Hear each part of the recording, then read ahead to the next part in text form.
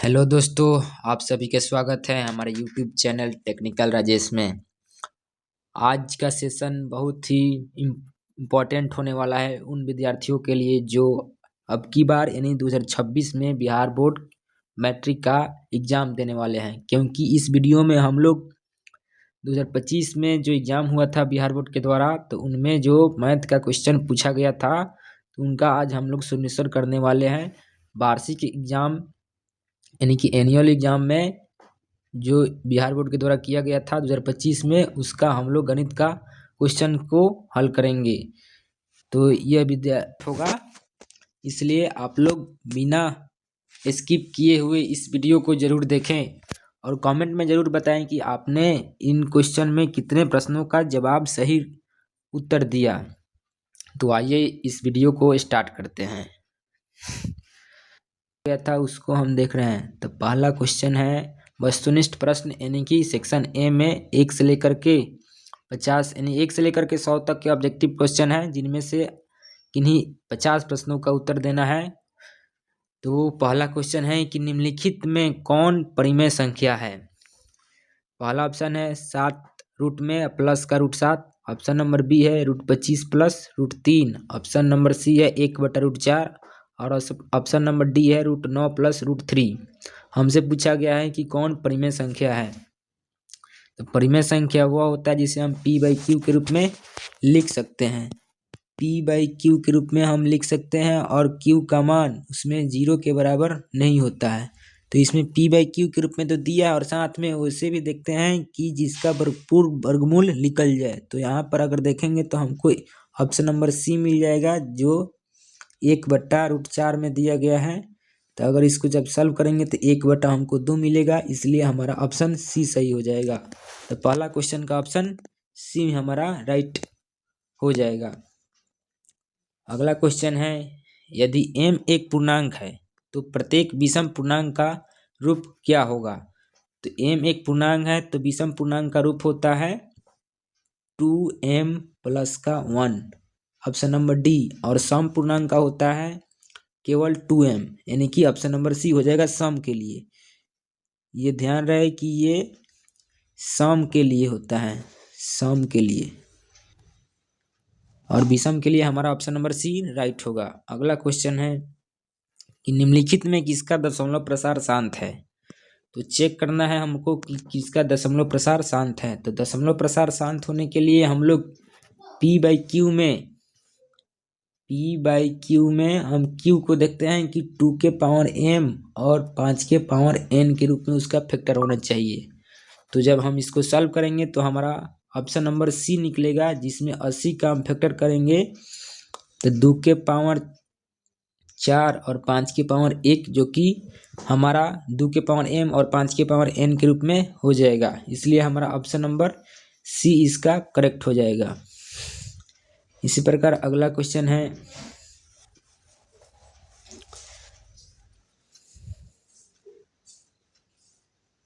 अगला क्वेश्चन है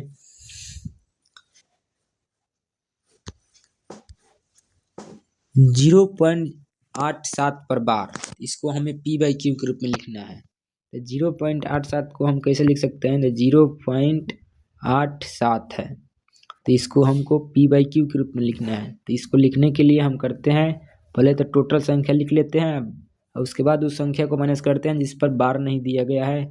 अब बट्टा में जिस संख्या के लिए जितना संख्या पर बार आता है उसके लिए 9, और जितना संख्या पर नहीं होता है उससे आगे होता है उनके लिए 0 लगता है। अगर इसको हम सॉल्व करेंगे तो हमें मिलेगा 79 नहीं, इसको जब हम घटाएंगे तो हमें मिलेगा केवल 87 में से 8 घटाने पर हमें मिलेगा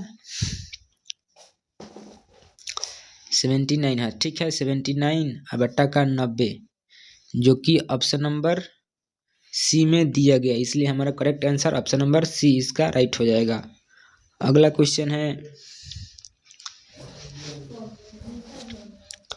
540 का फैक्टर 2 के घात x गुना 5 3 के घात y गुना 5 की घात z है।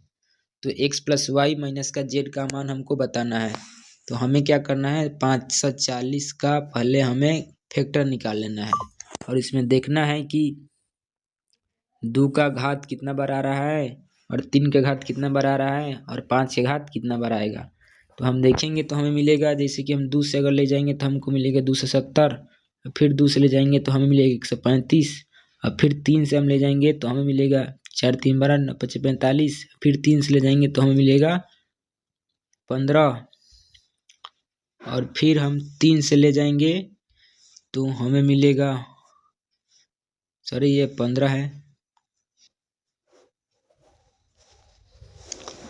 और फिर हम 3 से ले जाएंगे तो हमें मिलेगा 5, और 5 से ले जाएंगे तो हमें मिलेगा 1। तो इस प्रकार हम देखेंगे तो 3 हमें 1 2 3 बार मिला है, 5 हमें 1 बार मिला है और 2 हमें 2 बार मिला है। तो इसको लिखना हो तो लिखेंगे 2 के घात 2 और गुने 3 के घात 3 और 5 के घात 1। यही हमें फैक्टर करने पर मिला है। 2 2 बार मिला है, 3 3 बार मिला है और 5 1 बार मिला है। हमसे पूछा गया है कि x प्लस वाई माइनस का z का मान क्या होगा। तो इसमें x का मान 2 प्लस y का मान 3, 3 2 5 हो गया, z का मान 1 है। तो घटाएंगे तो 5 में से 4 1 गया, 4 हमको मिलेगा, जो कि ऑप्शन नंबर ए में दिया गया है। इसलिए हमारा correct answer option number A हो जाएगा। ऑप्शन नंबर ए हो जाएगा, 4 आंसर। अगला क्वेश्चन है, निम्नलिखित में कौन अपरिमेय संख्या है। तो अपरिमेय संख्या है, हमसे पूछा गया है कि इनमें कौन अपरिमेय संख्या है। तो अपरिमेय संख्या उसे बोलते हैं जिसको हम p/q के रूप में नहीं लिख सकते हैं। तो इनमें अपरिमेय संख्या हमें ऑप्शन नंबर डी में दिखाई दे रहा है, जिसको हम p/q के रूप में नहीं लिख सकते हैं और साथ में इसका वर्गमूल पूर्ण रूप से नहीं निकल पाएगा। अगला क्वेश्चन है, यदि m और n दो अभाज्य संख्याएं हैं तो उनका महत्तम समापवर्तक क्या होगा। m और n दो अभाज्य संख्याएं, जैसे कि हम एग्जाम्पल लेते हैं कि 2 एक अभाज्य संख्या है और 3 एक अभाज्य संख्या है। इनका अगर HCF हम निकालेंगे तो हमें सिर्फ 1 के अलावा कुछ दूसरा अंक नहीं मिलेगा। इसलिए कोई भी दो अभाज्य संख्याएं हैं तो उनका अगर हम HCF निकालेंगे तो हमेशा मान उसका 1 ही आएगा। इसलिए हमारा right answer option number B इसका हो जाएगा। अगला क्वेश्चन है,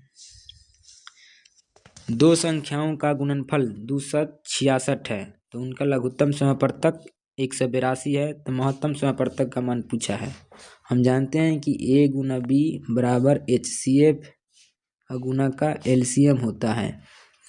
इसमें गुणनफल दोनों संख्याओं को दे दिया है 2366 और लघुत्तम समापवर्तक का मान दे दिया गया है कितना, 182, और हमसे पूछा गया है HCF का मान। तो HCF का मान कैसे निकालेंगे, तो यहाँ से अगर हम इसको सॉल्व करेंगे तो HCF का मान हो जाएगा 2366 बटा का 182। ऐसे ही इसको हम काट कुट करेंगे तो हमें मिलेगा 13। तो HCF के मान हमें 13 निकाल लिए हैं। तो ऑप्शन में आइए देखते हैं कि ऑप्शन 13 किस ऑप्शन में दिया गया है। तो ऑप्शन नंबर ए में 13 दिया गया है, जो कि राइट आंसर हो जाएगा। अगला क्वेश्चन है, इनमें किसका दशमलव प्रसार अशांत है। अशांत पूछा गया है। तो अशांत यानी कि p/q का मान 2 के पावर n, p/q में q का मान 2 के पावर m और 5 के पावर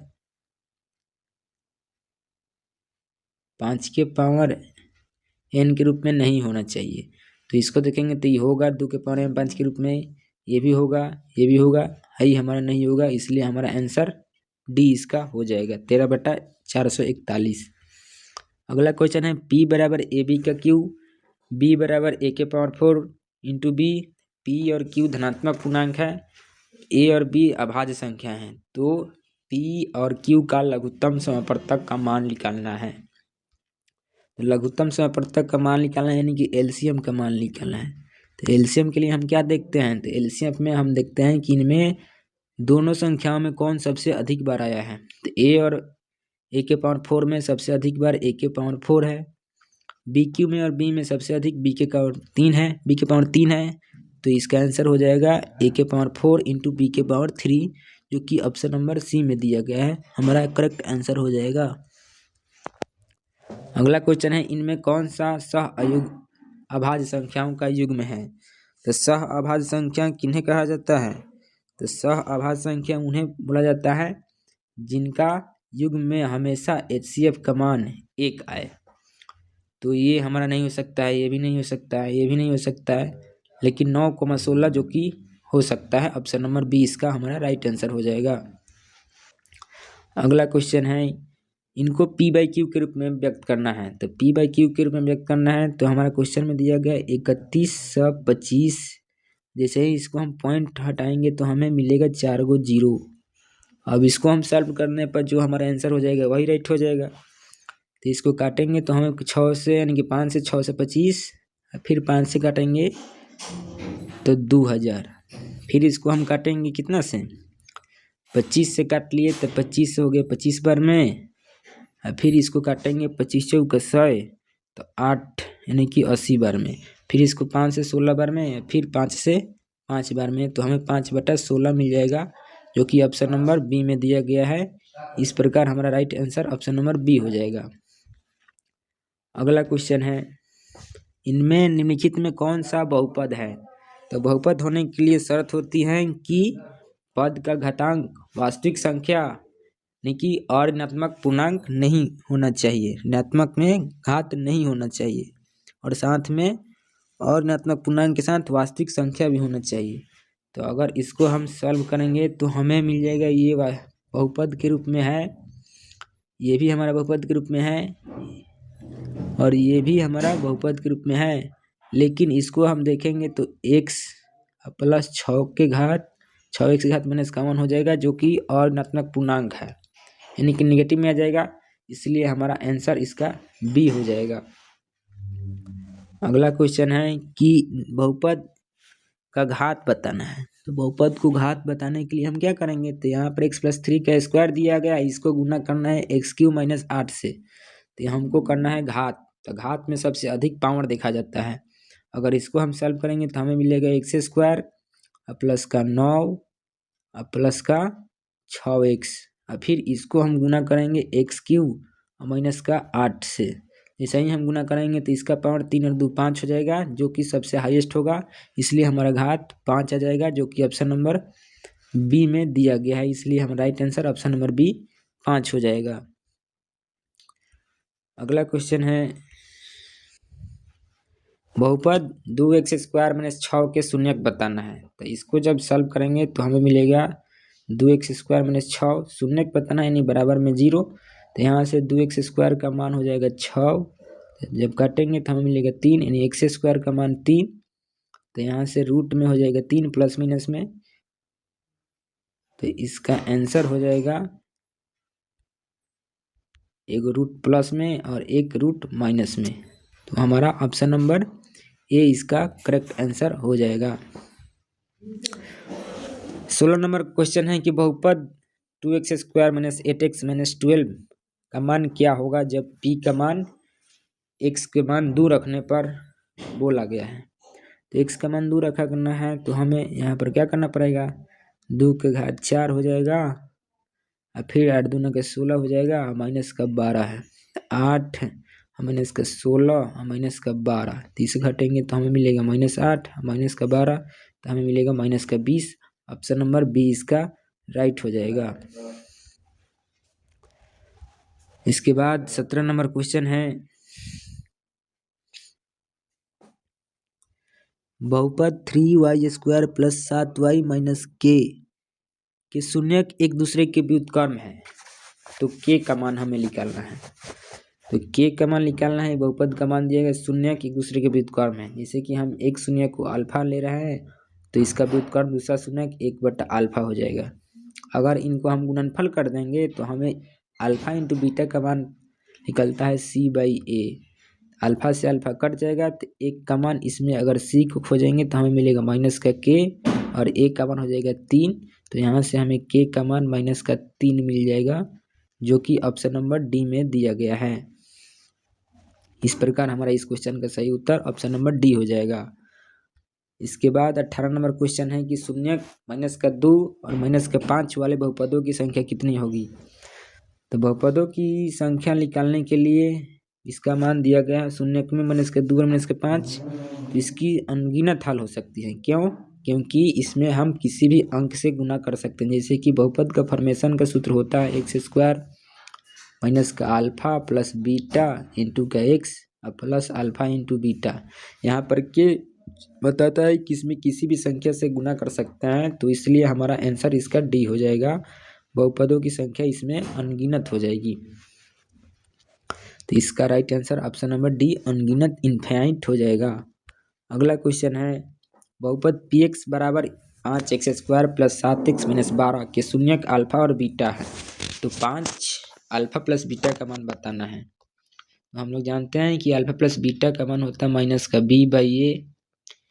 इसमें 5 दिया गया है, माइनस का b तो माइनस का इसमें 7 हो जाएगा और a का मान 5 है। 5 से 5 कैंसिल हो जाएगा तो हमें मिलेगा -7, जो कि ऑप्शन नंबर ए में दिया गया। इस प्रकार इस 19 नंबर क्वेश्चन का right answer option number A हो जाएगा। इसके बाद 20 नंबर क्वेश्चन है कि यदि अल्फा बीटा और गामा त्रिघाती बहुपद ax³ plus bx² plus cx plus d के शून्यक हैं, तो alpha into beta into gamma का सूत्र ही हमसे पूछ लिया गया है। तो इसका सूत्र मैंने इसका d/a होता है, इसलिए हमारा राइट आंसर डी हो जाएगा। 21 नंबर क्वेश्चन है कि यदि रेखाएं 5x प्लस py बराबर 6 और 5x प्लस 9y बराबर 12 समांतर है, तो p का मान बताना है। तो समांतर होने के लिए शर्त है कि a1 बट्टा a2 बराबर होता है b1 बट्टा b2 और बराबर होता है c1 बट्टा c2 के। c1 बट्टा c2 के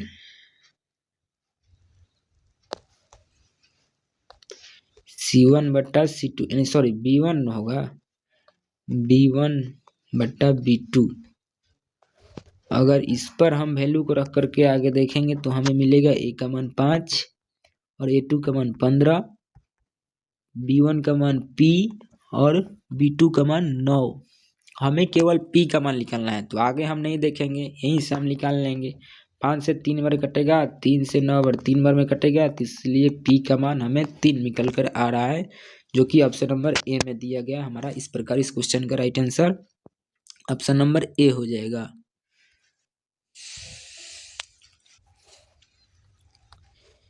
22 नंबर क्वेश्चन है कि यदि दो चरों में दो रैखिक समीकरणों के आलेख प्रतिच्छेदी रेखाएं हैं, तो हलों की संख्या क्या होगी। प्रतिच्छेदी रेखा अगर ग्राफ में निकलता है तो सिर्फ हलों की संख्या सिर्फ और सिर्फ एक निकलता है। ऑप्शन नंबर बी इसका राइट आंसर हो जाएगा।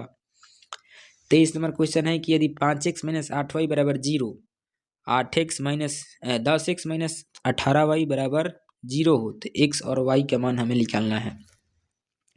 तो x और y का मान हमें निकालना है, तो इसमें क्या होगा। 5x माइनस 8y का मान 0 दिया गया है और 10x माइनस 18y का मान 0 दिया गया है, तो इसमें x और y का मान हमसे पूछ लिया गया है। तो आइए हम इसको देखते हैं। तो हमें क्या करना पड़ेगा, तो हमें यही करना पड़ेगा कि 0 और 0 हमको लाना है, तो हम वैल्यू पुटिंग कर देंगे डायरेक्ट। अगर हम ऑप्शन नंबर सी को उठाएंगे, x का मान 0 रखेंगे तो हमें 0 मिलेगा, फिर y का मान भी 0 रखेंगे तो हमें 0 ही मिलेगा।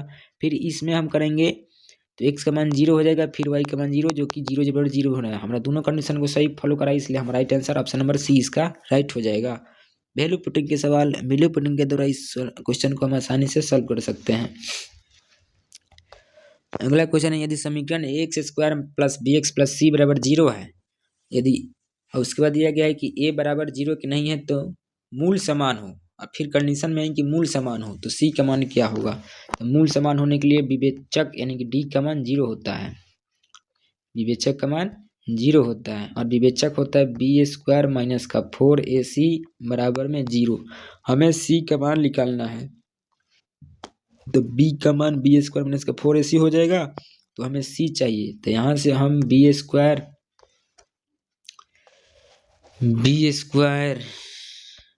बराबर में 4ac लिख सकते हैं। तो c का मान हो जाएगा b² बट्टा का 4ac जो कि ऑप्शन नंबर बी में दिया गया है। राइट आंसर हमारा इस क्वेश्चन का हो जाएगा। इसके बाद है हमारा 25 नंबर क्वेश्चन की इनमें कौन सा द्विघात समीकरण नहीं है। द्विघात समीकरण नहीं है, इसका मतलब हमें बताना है कि इनमें कौन द्विघात समीकरण नहीं है। तो इसको हम सॉल्व करेंगे तो x+2 का स्क्वायर में दिया गया है, +3x² - 4 के रूप में दिया गया है। ये हमारा द्विघात समीकरण होगा। उसके बाद इसको जब हम सॉल्व करेंगे तो हमारा ये x² कट जाएगा, 2x² कट जाएगा, इसलिए यही हमारा ऑप्शन नंबर सी हो जाएगा। राइट, ऑप्शन नंबर सी इस क्वेश्चन का राइट आंसर हो जाएगा। 26 नंबर क्वेश्चन है कि यदि द्विघात समीकरण x² - 7x + 12 = 0 है का एक मूल 3 दिया गया है, तो दूसरा मूल हमें निकालना है। एक मूल का मान 3 दे दिया गया है तो दूसरा मूल हमें निकालना है। तो हम क्या करेंगे, तो हम करेंगे क्या, x² माइनस का 4x और माइनस का 3x प्लस का 12 बराबर में 0। इधर कॉमन लेंगे तो x माइनस का 4 और माइनस का 3 x माइनस का 4 बराबर में 0। तो यहाँ से हमें मिल जाएगा x माइनस का 3 और x माइनस का 4 बराबर में 0। इसका मान दे दिया है, इसका मान यानी कि यहाँ से अगर हम x माइनस का 3 बराबर 0 करेंगे और x माइनस का 4 बराबर में 0 करेंगे तो हमें x का मान 4 मिलेगा और यहाँ से मान हम 3 मिलेगा, जो कि ये हमको दे दिया गया है। तो हमें निकालना था x बराबर 4। तो हमारा इस प्रश्न का right answer option number B हो जाएगा, जो कि 4 दिया गया है। इस प्रकार हमने इस क्वेश्चन का आंसर बी किया, जो राइट होगा। 27 नंबर क्वेश्चन है कि द्विघात समीकरण एक्सेस। 28 नंबर की विवेचक का मान निकालना है। तो विवेचक यानी d बराबर b² माइनस का 4ac, इसमें b का मान माइनस का 13 और 4, a का मान 3 है और c का मान 10 है। 169 में से 120 घटाएंगे तो हमें मिलेगा 9 यानी कि 49। ऑप्शन नंबर ए इसका राइट आंसर हो जाएगा। इसके अगला क्वेश्चन है 29 नंबर की द्विघात समीकरण 2 × 2x + 5 के मूलों के गुणनफल क्या होंगे। तो पहले इसको हम सरल रूप में लाएंगे तो हमें मिलेगा 2x² प्लस का 5x बराबर में 0 के मूलों के गुणनफल का मान निकालना है। गुणनफल का मान निकालना है, इन्हीं के गुणनफल का मान निकालना है। तो हम इसको सॉल्व ही करेंगे, क्यों, गुणनफल का मान निकालें तो यहाँ से x का मान 0 लिख लेगा और फिर 2x + 5 का मान बराबर में 0 करेंगे तो x का मान हमें -5/2 लिख लेगा। इसको गुणनफल करना है तो जैसे ही गुना करेंगे 0 के साथ तो हमें रिजल्ट में 0 मिल जाएगा, जो कि ऑप्शन नंबर बी इसका दिया गया है। राइट आंसर हो जाएगा इस प्रश्न का। इसके बाद नंबर प्रश्न है 30 नंबर की इनमें कौन समांतर श्रेणी में है। तो समांतर श्रेणी में डी यानी सर्वांतर का मान समान देखा जाता है, जो कि हमारा नहीं है। ये भी नहीं है, ये भी नहीं है, लेकिन ये हमारा है। कैसे, इसको देखेंगे तो √7 है। इसको हम क्या लिख सकते हैं, 2√7 लिख सकते हैं। इसको हम 3√7 लिख सकते हैं। इस प्रकार ये हो जाता है 4√7। इसको हम घटाएंगे तो हमें अंतर सिर्फ 7 का मिलेगा।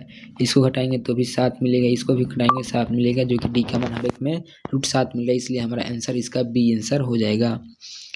इसके बाद क्वेश्चन है कि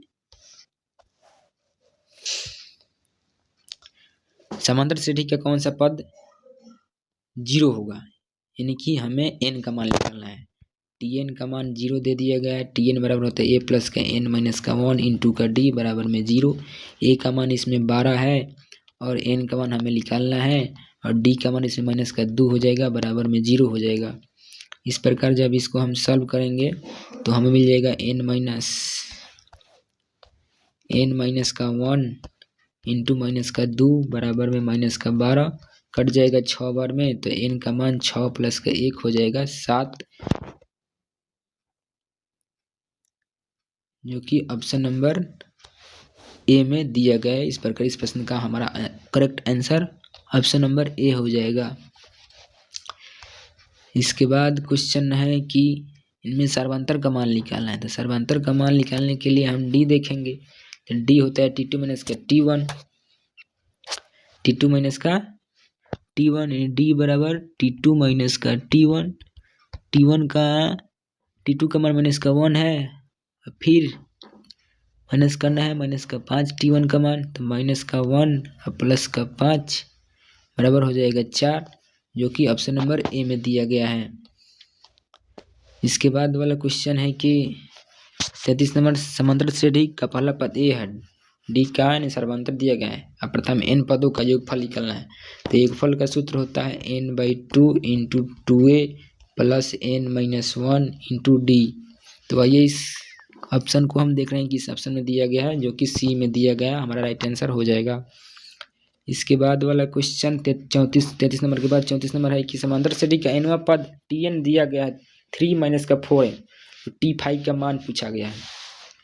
तो T5 का मान निकालने के लिए a प्लस का 4D हमको चाहिए। तो 4D चाहिए तो हमें यहाँ पर निकालना पड़ेगा कैसे। तो अगर हम n का मान 1 लेके चल रहे हैं तो T1 हो जाएगा हमारा कितना, तो T1 हो जाएगा 3 माइनस का 4 यानी कि माइनस का 1। इसी प्रकार हम n बराबर 2 लें, n बराबर में 2 लें तो हमें T2 लिख लेगा 3 माइनस का 4 इंटू 2, तो हमें मिलेगा माइनस का 5।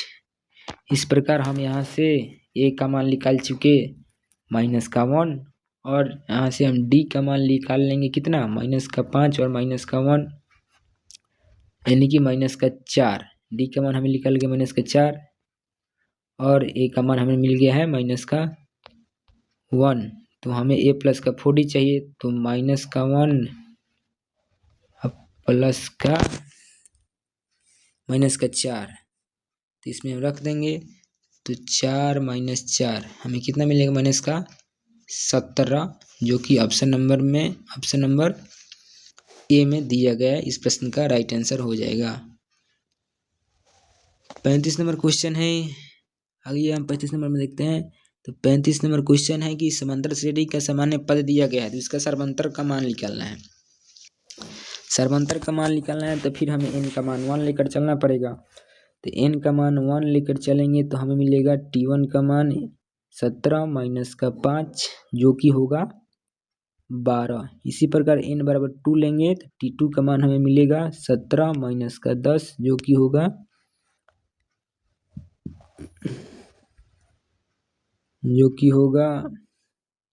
7। तो यहाँ से हमें सर्वांतर चाहिए, तो सर्वांतर 7 में से माइनस 12 को घटाएंगे तो हमें मिलेगा माइनस का 5, जो कि ऑप्शन नंबर बी में दिया गया है। बाकी 36 नंबर क्वेश्चन है कि प्रथम n विषम प्राकृत संख्याओं का योगफल का सूत्र क्या होगा। तो विषम संख्याओं के योगफल का सूत्र n² होता है डायरेक्ट, यानी कि ऑप्शन नंबर डी इसका राइट हो जाएगा, सही होगा। पूरा कौन होगा, यानी कि 90 माइनस का थीटा वाला चाहिए, तो 90 माइनस थीटा का पूरा कौन में बैठेगा, ऑप्शन नंबर बी सेक ए बराबर कॉसेक बी, इसका राइट आंसर होगा। 39 नंबर क्वेश्चन है कि कॉस 90 माइनस फाई का मान क्या होगा। तो कॉस 90 माइनस फाई का मान हो जाएगा साइन फाई, जो कि ऑप्शन नंबर ए में दिया गया है। 40 नंबर क्वेश्चन है कॉस स्क्वायर 27 डिग्री माइनस का साइन स्क्वायर 63 डिग्री का मान क्या होगा। तो कॉस स्क्वायर 27 डिग्री और माइनस साइन स्क्वायर 63 डिग्री का मान हमसे पूछा गया है। तो इसको क्या हम लिख सकते हैं, तो इसको हम लिख सकते हैं कॉस स्क्वायर 27 डिग्री माइनस का साइन स्क्वायर को 90 माइनस से हम कितना माइनस कर लेंगे, तो 27 माइनस कर लेंगे। इसे ही हम करेंगे तो कॉस स्क्वायर 27 मिलेगा और फिर कॉस स्क्वायर 27 मिलेगा, जो कि कट जाएगा। इस प्रकार हमारा 0 आंसर आ जाएगा। तो इसलिए इस प्रश्न का right answer option number B 0 हो जाएगा। 41 नंबर क्वेश्चन है कि साइन 2 थीटा बराबर 2 साइन थीटा तो सत्य होगा जब थीटा का मान क्या होगा। तो थीटा का मान निकालने के लिए यहाँ पर दिया गया है साइन 2 थीटा बराबर में 2 साइन थीटा है। तो यहाँ से पूछा गया है कि थीटा का मान क्या होगा। तो थीटा का मान क्या होगा, इसके लिए हम क्या करेंगे, थीटा का मान करने के लिए पहले हम इसको मिटा लेते हैं। तो मिटा लेने पर हमें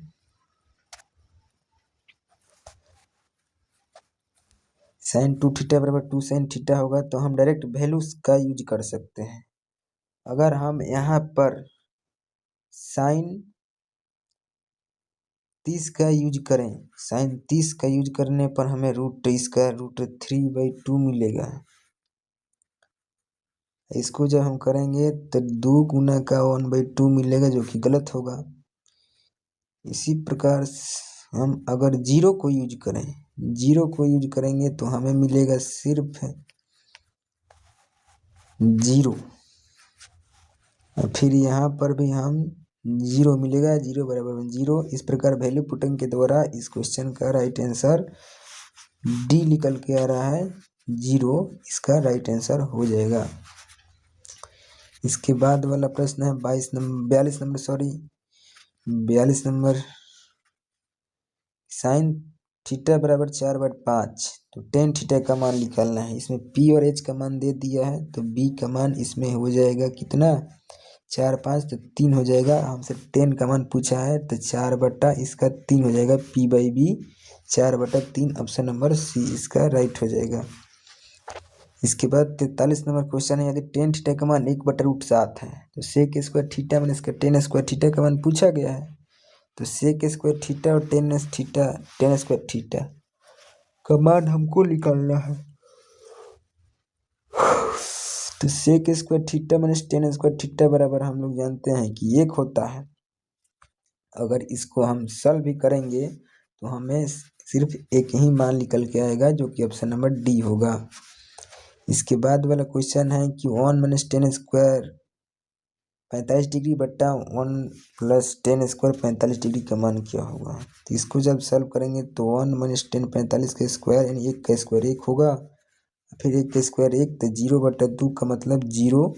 तो आइए 0 ऑप्शन किस में दिया गया है, ऑप्शन नंबर ए में दिया गया। इस प्रकार इस क्वेश्चन का right answer option number A होगा। 3 cot स्क्वायर 60 डिग्री का मान हमसे पूछा गया है। 3 cot स्क्वायर 60, तो cot 60 का मान हो जाएगा √3। cot 60 का मान cot 60 tan 60 का मान √3 होता है, और cot 60 का मान 1/√3 होगा। सॉरी, cot 60 का मान 1/√3 होगा। इस प्रकार इसको जब सॉल्व करेंगे 3 से 3 कट जाएगा, तो हमारा ऑप्शन बी निकल के आएगा, जो कि 1 है। इस प्रकार इसका right answer option number B होगा। इसके बाद वाला 46 नंबर क्वेश्चन है, cos 1 degree into cos 2 degree into cos 3 degree. इसी तरह ये बढ़ते हुए जा रहा है इनफाइनाइट 180 तक। तो हमसे पूछा गया है कि इनका मान क्या होगा। तो cos 1 cos 2 से स्टार्ट हो रहा है और cos 180 तक जा रहा है। तो इस प्रकार बीच में cos 90 मिलेगा। तो cos 90 का मान हम जानते हैं 0, और 0 में किसी भी संख्या से गुणा किया जाता है तो रिजल्ट हमेशा 0 आता है। ऑप्शन नंबर सी इसका इस प्रकार राइट आंसर हो जाएगा। इसके बाद वाला क्वेश्चन है कि 2 - 2 cosec स्क्वायर ए का मान क्या होगा।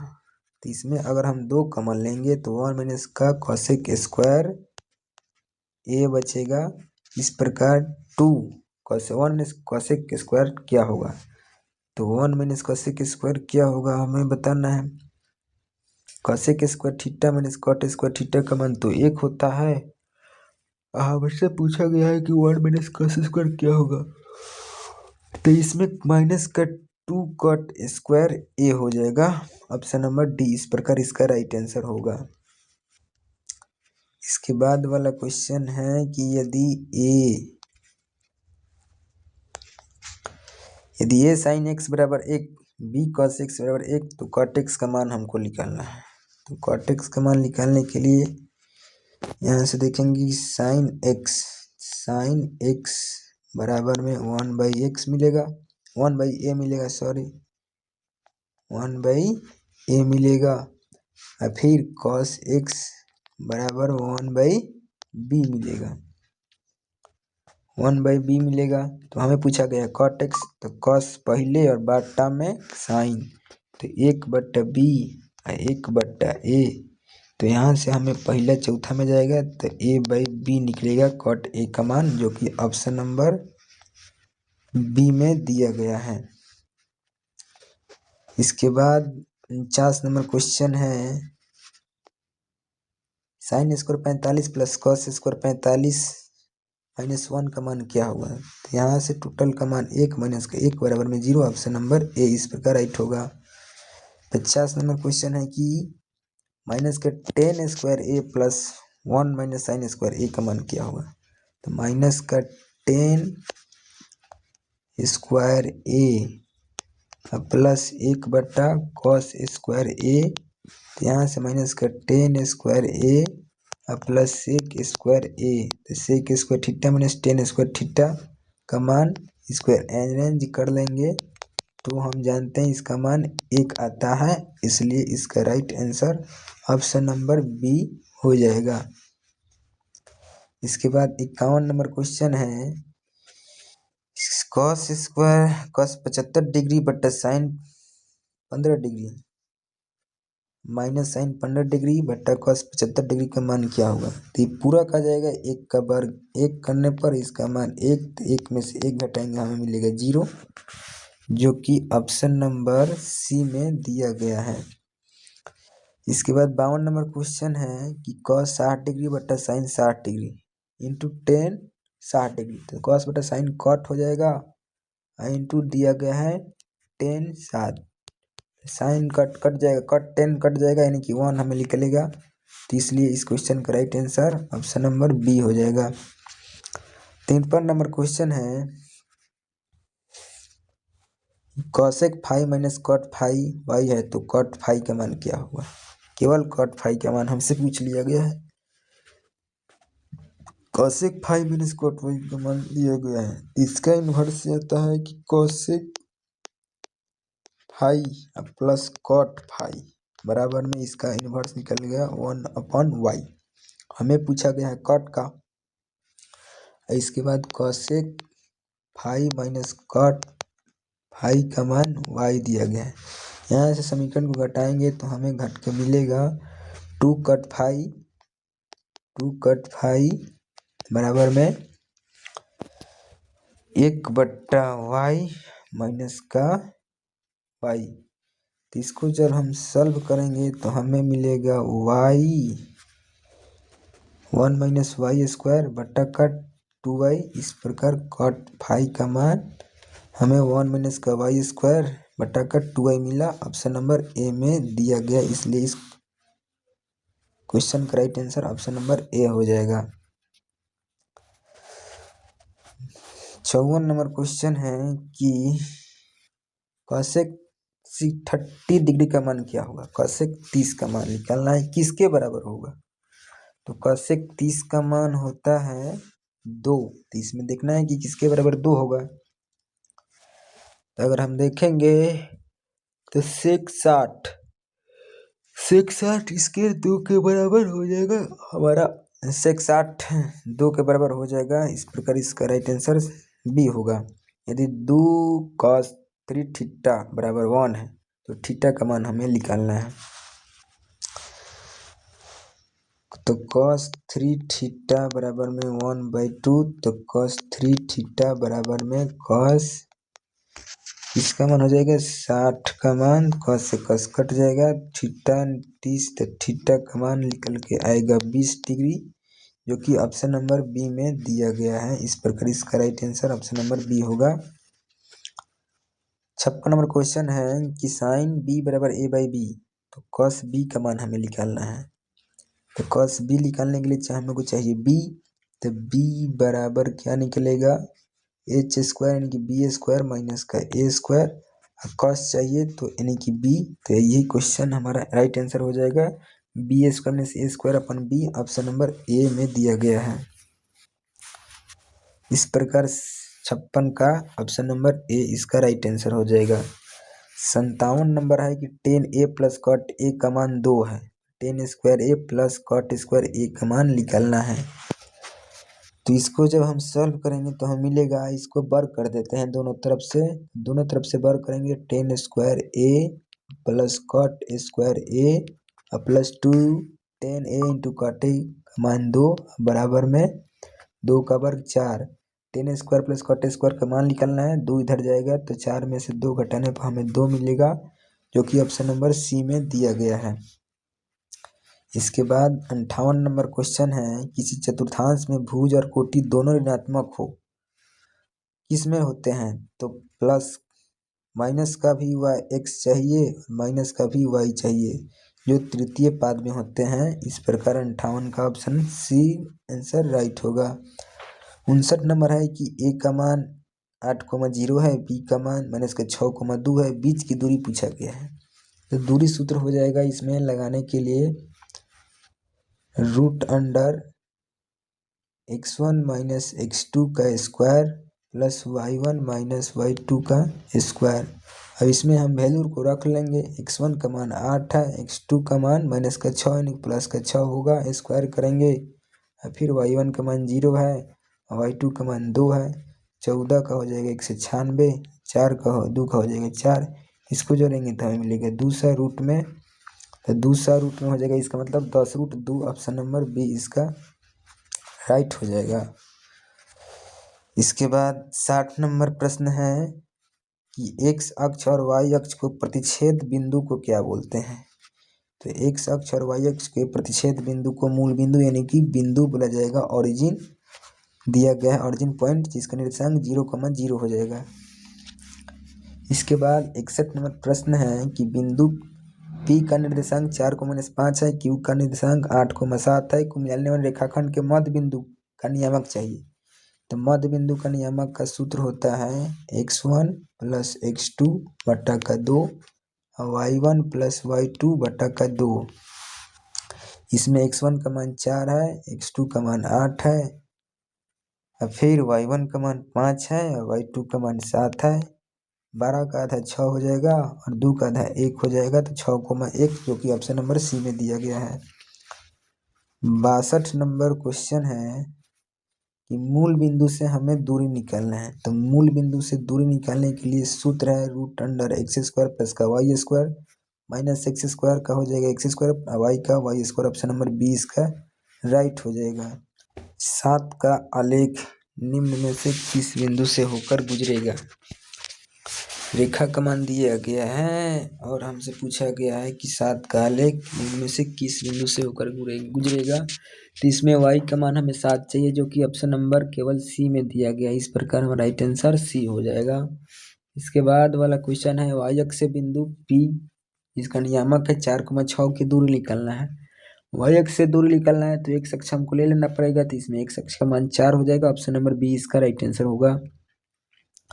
बिंदु ए का निर्देशांक a, b है, b का निर्देशांक c, d है, को रेखाखंड लैम्डा अनुपात 1 के अनुपात में विभाजित करता है। तो अंतर्विभाजित से y का निर्देशांक हमको निकालना है। तो इसको निकालने पर हम लैम्डा अनुपात 1 के अनुपात में विभाजित करती है, तो y का निर्देशांक हमको निकालना है। तो m1 इसका सूत्र हो जाएगा m1 into x2 plus m2 into x1 बट्टा m1 plus m2 comma m1 into y2 plus m2 into y1 बट्टा m1 प्लस का m2। इस सूत्र पर लगाकर आप इसका आंसर कमेंट में जरूर बताइएगा।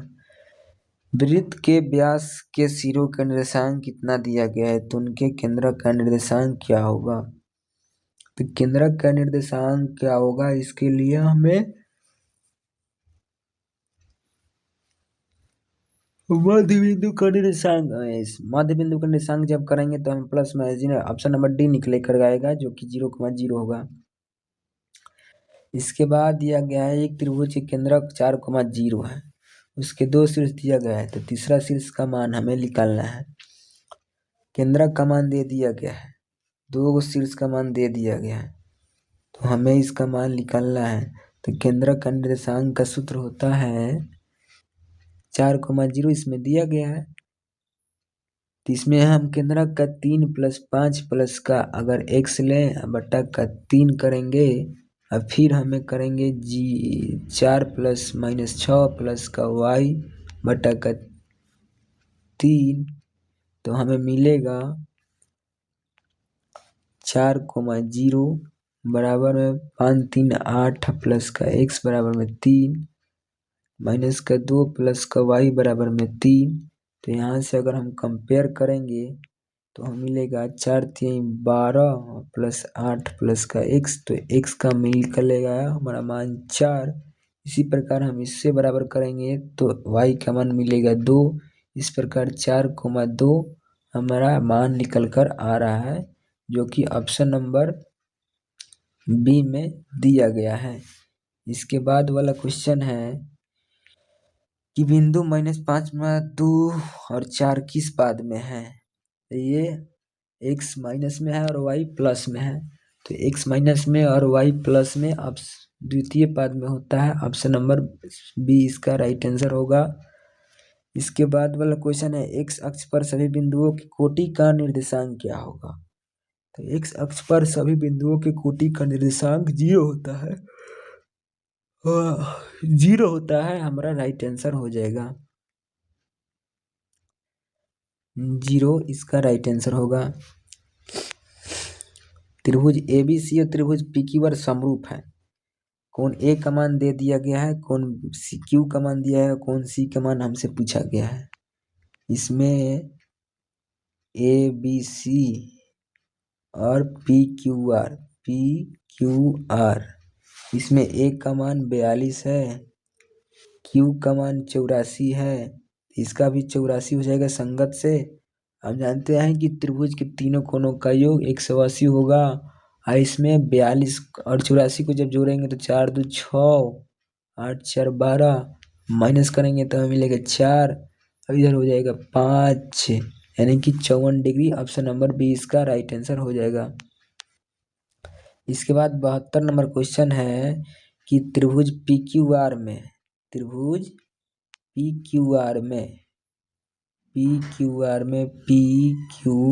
में Q का मान क्या होगा, हमसे पूछा गया है।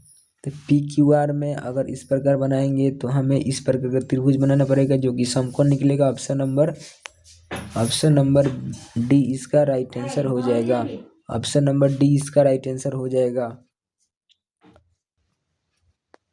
अगला क्वेश्चन है त्रिभुज ABC में D समानांतर B और इसी पर क्रमशः DS BD का मान दिया गया है 4/5। तो AC का मान दिया गया, तो AE का मान पूछा गया है। इसमें हम देखेंगे तो हमें त्रिभुज बनाना पड़ेगा ABC में DE है समानांतर के BC के AD का मान दिया गया है 4, DB का मान है 5, AC का मान दिया गया है 8 और AE का मान हमसे पूछ लिया गया है।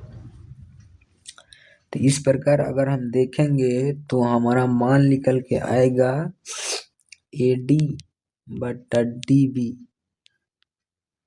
बराबर AE बटा EC। तो EC का मान हमें नहीं दिया गया है और AE का मान हमसे पूछ लिया गया है, लेकिन इसमें AC का मान हमको दे दिया गया है। तो AC का मान दे दिया गया, इसका मान तो दिया गया है 4/5। AE का मान हमें निकालना है और इसी को हम AC माइनस का AE लिख सकते हैं। AC का मान हमें क्वेश्चन में दिया गया है 18, तो हम यहाँ पर रख देंगे 4/5 बराबर AE माइनस 18 माइनस का AE। अगर इसमें हम गुना करेंगे तो हमें मिलेगा 18 चौक 72 माइनस का 4 AE माइनस बराबर में हो जाएगा 5 AE। इस प्रकार अगर जोड़ेंगे तो 72 बराबर में 9 AE, तो यहाँ से AE का मान निकल के आएगा 8। तो आइए हम 8 ऑप्शन नंबर ए में दिया गया है। इस प्रकार इसका right answer option number A होगा। इसके बाद वाला समद्विबाहु त्रिभुज समकोण त्रिभुज में प्रत्येक न्यून कोण की मान क्या होगी। समद्विबाहु समकोण त्रिभुज में प्रत्येक न्यून कोण की मान, ये तो एक 90 हो गया, तो 90 हो गया, तो आगे बाकी वाला 90 होना चाहिए दोनों का, तब 45 होगा, 45 डिग्री, जो कि ऑप्शन नंबर सी में दिया गया है। 76 नंबर क्वेश्चन है, दो समुद्रभुजों की संगत ऊंचाई 7 और 10 है, तो उनके क्षेत्रफलों का अनुपात क्या होगा? तो 7 का वर्ग 49 और 10 का वर्ग 100, ऑप्शन नंबर ए इसका करेक्ट हो जाएगा। इसके बाद वाला प्रश्न है कि 4.5 सेंटीमीटर त्रिज्या वाले वृत्त पर खींची गई दो स्पर्श रेखाओं के बीच की दूरी कितनी होगी? यहाँ पर दिया गया है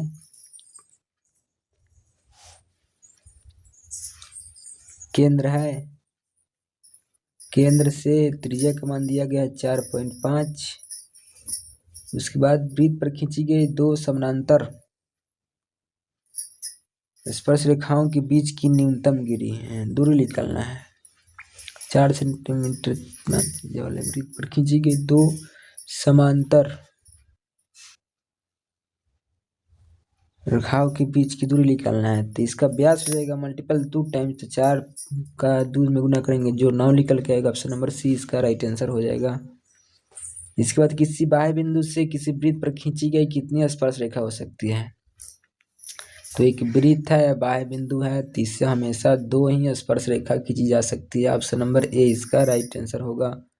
इसके बाद वाला क्वेश्चन है, यदि ओ केंद्र वाला है वृत्त है, वृत्त का केंद्र ओ है, पी और पी भी दो स्पर्श रेखा है, इसका नाम पी है, इसका नाम बी है, और ये है ए, दो स्पर्श रेखा है, तो P A P B A P B A P B A P B का मान दिया गया है 50, और ए ओ बी का मान हमसे पूछा गया है, ए ओ बी मतलब यहाँ का कोण क्या होगा? तो ए ओ बी का मान हमसे पूछा गया है, तो ए ओ बी का मान हमसे पूछा गया है, तो 180 में से 50 को माइनस करेंगे तो हमें मिलेगा 130, जो कि राइट आंसर होगा, ऑप्शन नंबर डी इसका करेक्ट आंसर हो जाएगा। इसके बाद वाला क्वेश्चन है कि आकृति में वो केंद्र है, ए ओ बी का मान 30 है और ओ बी बी का मान निकालना है। चूंकि ये दोनों वृत्त की त्रिज्याएं हैं तो बराबर हो जाएगी, और त्रिभुज के दोनों कोनों का, तीनों कोनों का योग होता है 180। अगर इनका दोनों त्रिभुज समान, तीनों त्रिभुज में भुजाएं बराबर हो गई तो उनके संगत कोण बराबर हो जाते हैं, तो 2x प्लस का 30 बराबर में 180, यहाँ से 150, तो 150 का आधा हो जाएगा 75, जो कि ऑप्शन नंबर सी इसका राइट आंसर हो जाएगा। इसके बाद वाला क्वेश्चन है कि वृत्त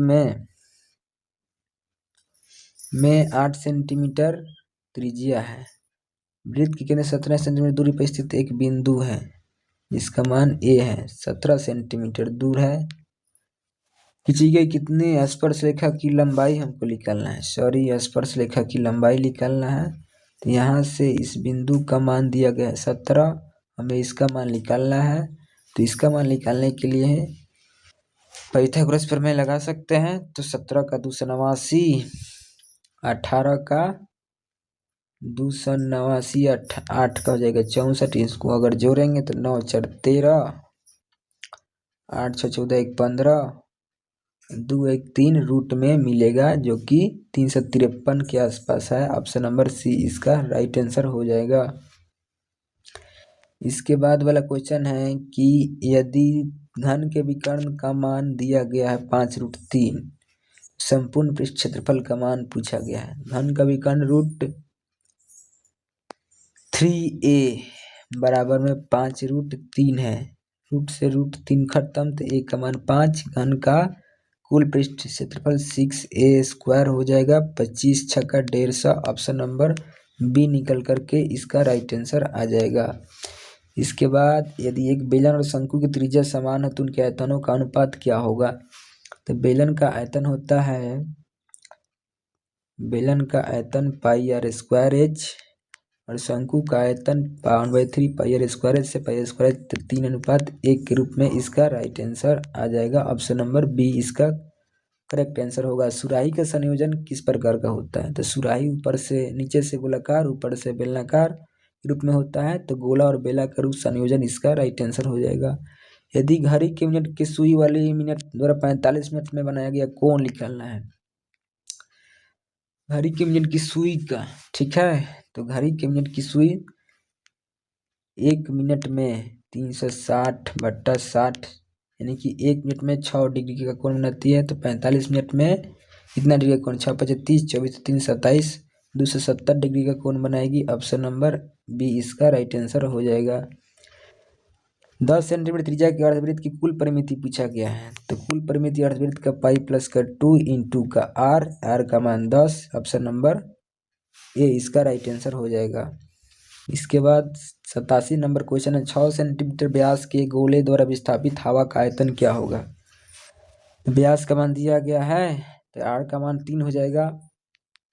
यहाँ से 4/3 पाई, 3 का क्यूब 27, 3 9 27, तो 9 चौका 36 पाई आंसर इसका राइट आंसर हो जाएगा। इसके बाद है कि पी त्रिज्या वाले वृत्त के केंद्र थीटा डिग्री के त्रिज्या खंड का क्षेत्रफल, तो थीटा बटा 360 इंटू पाई आर स्क्वायर होता है। थीटा का थीटा 360, पाई का पाई रहेगा और आर की जगह यहाँ पर हो जाएगा पी का स्क्वायर, जो कि ऑप्शन नंबर पाई पी स्क्वायर थीटा बटा 360 ऑप्शन नंबर ए में दिया गया है। इसके बाद यदि किसी अर्धगोला के संपूर्ण पृष्ठ क्षेत्रफल 462 है तो उसकी त्रिज्या का मान निकालना है। अर्धगोला का संपूर्ण पृष्ठ क्षेत्रफल का सूत्र होता है 3 पाई आर स्क्वायर बराबर में 662। तो 3 पाई का मान 22/7 आर स्क्वायर बराबर में 462। 3 से काटेंगे तो 3 एकम 3 × 5 = 15, 3 का 12। अगर यहाँ से हम 22 से काटेंगे तो हमें मिलेगा 7 बार में, और 7 आर स्क्वायर बराबर 49। तो यहाँ से आर का मान केवल 7 लिख लेगा, जो कि ऑप्शन नंबर बी में दिया गया है। इस प्रकार इस क्वेश्चन का right answer option number B हो जाएगा। इसके बाद वाला क्वेश्चन है, एक समबाहु त्रिभुज के क्षेत्रफल दिया गया 81√3, तो इसकी भुजा निकालना है। समबाहु त्रिभुज के क्षेत्रफल 4/√, समबाहु त्रिभुज के क्षेत्रफल का सूत्र होता है √3/4 का मान 81√3 है। √3 को कैंसिल कर लिया, यहाँ से a स्क्वायर का मान आ जाएगा 81 × 4, तो a का मान हो जाएगा 9 × 2 यानी कि 18। इसका राइट आंसर हो जाएगा। इस प्रकार 90 नंबर क्वेश्चन का राइट आंसर डी निकल करके आएगा। 91 नंबर क्वेश्चन है कि 3 पासों की उछाल में संभव परिणामों की संख्या क्या होगी। 3 पासों की उछाल में संभव परिणामों की संख्या 216 आएगी। इसी प्रकार अगला क्वेश्चन है, यदि कोई घटना घटित नहीं हो सकती है तो उसकी प्रायिकता 0 होगी। अगर घटना ही घटित नहीं होगी तो उसकी प्रायिकता 0, असंभव घटना की प्रायिकता 0 हो जाएगी। एक पासा एक बार फेंका जाता है तो आभास संख्या आने की प्रायिकता क्या होगा। तो एक पासा में आभास संख्या 2 3 5 यानी 3/6 1/2 इसका राइट आंसर हो जाएगा ऑप्शन नंबर बी। अच्छी प्रकार से फेंटी हुई ताश की गड्डी में एक पत्ता यदि छाया निकाल जाता है तो उसके काले रंग का रानी होने की प्रायिकता क्या होगा। तो काले रंग का रानी होने की प्रायिकता इसका मतलब होगा 1/, काले रंग में एक रानी होती है और काले रंग की संख्या 26 होती है, इसलिए ऑप्शन नंबर बी इसका राइट आंसर हो जाएगा। 95 नंबर क्वेश्चन है, 2 सिक्कों की उछाल में एक भी शीर्ष नहीं आने की प्रायिकता। तो 2 सिक्कों को उछालते हैं तो HH TT HT TH, तो इसमें हमें केवल टेल आ रहा है, शीर्ष नहीं आ रहा है। इस प्रकार 1/4 इसका प्रायिकता हो जाएगा। ऑप्शन नंबर डी इसका राइट आंसर हो जाएगा। ऑप्शन नंबर डी इसका राइट आंसर होगा। 96 नंबर क्वेश्चन है, 20 23 22 37 24 23 19 का बहुलक क्या होगा। तो इसमें सबसे अधिक बार जो आया होगा वही इसका राइट आंसर हो जाएगा। तो 23 यहाँ पर एक बार 2 बार 3 बार आया है। 22 इसमें एक बार 2 बार आया है। 19 इसमें नहीं आया है और 37 इसमें एक ही बार आया है, तो हमारा 3 बार सबसे अधिक आया था 23, जो कि ऑप्शन नंबर ए में दिया गया राइट आंसर हो जाएगा। 97 नंबर क्वेश्चन है कि x x+1 x+2 x+3 x+4 का मान 14 है, तो x का मान निकालना है।